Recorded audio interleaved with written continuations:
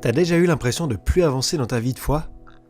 T'as l'impression de faire du surplace pendant que d'autres chrétiens te dépassent en courant, et tu te demandes, c'est quoi qui va pas chez moi? Je crois que le problème est que tu ne comprends pas vraiment ce que la Bible dit sur la sanctification. Tu te dis, j'ai confessé tous mes péchés, tout va bien. Mais en fait, c'est juste le premier pas. Après, ça continue, il faut grandir. Le progrès est quelque chose de parfaitement normal dans la vie d'un chrétien. Exactement comme c'est la chose la plus normale au monde pour un bébé de grandir. Proverbe 4, 18 dit « Le sentier des justes ressemble à la lumière de l'aube. Son éclat grandit jusqu'au milieu du jour. » Donc, le but de Dieu n'est pas seulement qu'on croie une chose théoriquement, mais de rendre cette chose visible dans nos vies. Nous sommes transformés de gloire en gloire. C'est peut-être exactement cette croissance continuelle qui te manque dans ta vie. Tu vois des personnes autour de toi qui avancent en botte de 7 lieues pendant que toi, tu fais du surplace. Pourquoi? Quand il s'agit de progrès, peu importe le domaine, c'est assez clair qu'on part tous de positions très différentes. Et quand on parle de changement intérieur, c'est la même chose. Aucune âme n'est la même. Le cocktail de volonté, intelligence et émotion est différent pour chacun. Et ces différences viennent de notre caractère et de nos expériences. Et donc, les moyens que Dieu utilise sont aussi très différents. Pour certains, il est important de prendre conscience de leur identité en Christ. Pour d'autres, c'est important de ne pas perdre de vue l'amour du Seigneur. D'autres, ce sera nécessaire d'étudier la souveraineté de Dieu. Pour certains, un partenaire redevable est nécessaire pour progresser dans leur sanctification, alors qu'une autre personne aura besoin d'un encouragement pour utiliser davantage ses dons spirituels. Une autre personne peut avoir besoin de se concentrer sur le fait que ses péchés sont pardonnés et qu'elle a le Saint-Esprit pour surmonter tout obstacle. Pour une autre personne, le retour du Seigneur Jésus-Christ peut avoir un effet très sanctifiant. Tu vois, les choses qui nous rapprochent de Dieu vont différer d'une personne à l'autre, mais toutes sont utilisées pour nous transformer en son image. Et maintenant, tu pourrais te dire, oui, mais si le chemin est si différent pour chacun, comment est-ce que je peux savoir quel est le mien? Il n'y a pas une base commune? Et oui, il y en a une. Il existe des lignes directrices en matière de sanctification pour nous aider à simplifier cette complexité. Par exemple, que le Saint-Esprit et la parole de Dieu sont les principaux acteurs et instruments dans la main de Dieu. Dans les prochaines minutes, on va examiner ces points communs pour que tu puisses comprendre ces lignes directrices et les appliquer à ta situation spécifique. Avant d'expliquer comment on peut vivre des vies plus saintes, on doit d'abord se mettre d'accord sur la définition de saint. La sainteté est importante. La Bible nous dit que sans elle, personne ne verra le Seigneur. Donc vaut mieux ne pas se planter sur cette question. La sainteté est généralement définie comme l'unicité ou la particularité de Dieu. Ça veut tout simplement dire que Dieu est très différent de tout ce que tu peux voir dans la création. Vraiment complètement différent. Et c'est de là seulement que découle la composante morale. La sainteté est aussi souvent considérée comme la pureté, par opposition à la corruption et au péché de l'homme. La sainteté est donc l'essence de Dieu. Dieu est saint. Qui est semblable à toi parmi les dieux éternels? Qui est comme toi, magnifique de sainteté, redoutable, digne d'être loué, capable de faire des miracles?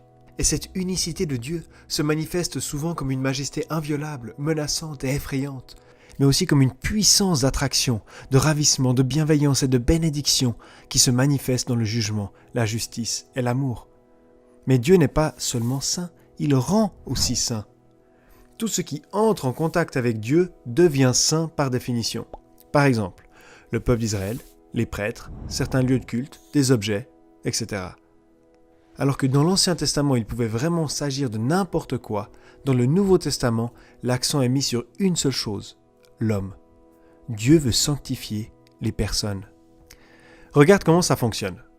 Dieu sanctifie l'être humain en le séparant du profane, du monde, et en l'attachant à lui-même. Puisque Dieu est saint, la croissance dans la sainteté devient automatique pour cette personne. Et tout ce processus, qui fait devenir de plus en plus saint et semblable à Dieu, est appelé sanctification. La Bible nous dit que ça se passe en 3 étapes, une dans le passé, une dans le présent et une dans le futur. La sanctification dans le passé fait référence à ce qui s'est passé. Christ est mort, le pécheur croit et est déclaré saint par Dieu. Hébreux 10.10 dit « Nous avons été rendus saints par l'offrande du corps de Jésus-Christ une fois pour toutes. » La sanctification dans le futur se réfère au moment où la sanctification sera achevée. Les chrétiens seront aussi parfaits que le Christ est parfait. Wow, c'est plutôt génial, non? Finalement, la sanctification présente, comme le dit Hébreux 2.11, est une sanctification quotidienne. Chaque jour, les chrétiens deviennent un peu plus semblables au Christ. t'en es où toi? Si t'es chrétien, alors t'en es là, en plein milieu de la bataille. D'un côté, t'es déjà sanctifié, et d'un autre, t'es encore en train de le devenir. Ça semble super bizarre.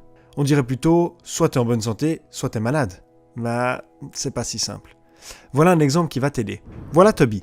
Imagine que Toby vient d'apprendre qu'il est de sang royal et qu'il va désormais commencer une toute nouvelle vie dans un gigantesque domaine, super cher, avec un majordome et tout ce que tu peux imaginer. Mais il a aussi des devoirs royaux. Il doit avoir les bonnes manières. Est-ce que Toby est noble? Oui. Est-ce qu'il se comporte comme un noble? Non. Ça, il doit encore l'apprendre. Et c'est la différence entre deux types de sainteté qu'on trouve dans la Bible. On les appelle sainteté positionnelle et sainteté progressive. Positionnelle parce que Dieu t'a donné une nouvelle position à travers l'Évangile. Tu n'es plus un pécheur, mais un saint, tout comme Toby est noble. Et progressive parce que tu dois apprendre et vivre ta sainteté progressivement, ou pas à pas, tout comme Toby doit apprendre à se comporter comme un noble. Ok, alors petit résumé. Dieu est saint et veut partager cette sainteté avec les personnes. Il le fait en séparant les gens et en les liant avec lui. Le contact avec lui conduit automatiquement à la sanctification. Tous les gens sont différents, dans l'esprit, l'âme et le corps, et pourtant, il y a des choses qui sont toujours les mêmes. La sanctification se fait toujours par la parole de Dieu et le Saint-Esprit. Passons ensemble à travers ce processus. Alors, quelqu'un vit loin de Dieu. Il n'a pas le Saint-Esprit. Il doit donc d'abord être mis dans la position d'un saint. Ça se fait par la parole. La parole entre par les oreilles et maintenant une décision est prise dans l'âme de la personne, oui ou non. C'est Dieu qui conduit ça par l'intermédiaire du Saint-Esprit. Sinon la personne n'aurait pas le pouvoir de décider pour Dieu. Lorsque la personne ouvre son cœur et se repent de ses péchés, le cœur est pur et le Saint-Esprit peut y entrer. La personne a maintenant une nouvelle position devant Dieu. Elle est sainte, mais le corps a encore plein de mauvaises habitudes qui proviennent de mauvaises pensées. C'est pour ça que Romains 12, 2 dit « Mais soyez transformés par le renouvellement de l'intelligence ». Ça signifie que l'Esprit Saint et la parole ensemble changent nos structures de pensée. Peu à peu, on pense plus comme Jésus-Christ, on se sent plus comme lui et on désire ce qu'il veut, lui. On devient comme des versions miniatures de Jésus-Christ. C'est exactement ce qui a été dit sur les premiers disciples de Jésus. Ils sont chrétiens. Ok, comment tu peux mettre ça en pratique aujourd'hui? Comment est-ce que tu peux être un peu plus comme Jésus-Christ ce soir? Dieu est saint et veut partager cette sainteté avec les gens. Et il le fait en séparant les gens et en les liant à lui-même. Ça veut dire que la séparation du mal est la première étape avant de faire quoi que ce soit d'autre. La Bible appelle ça la crainte de l'Éternel.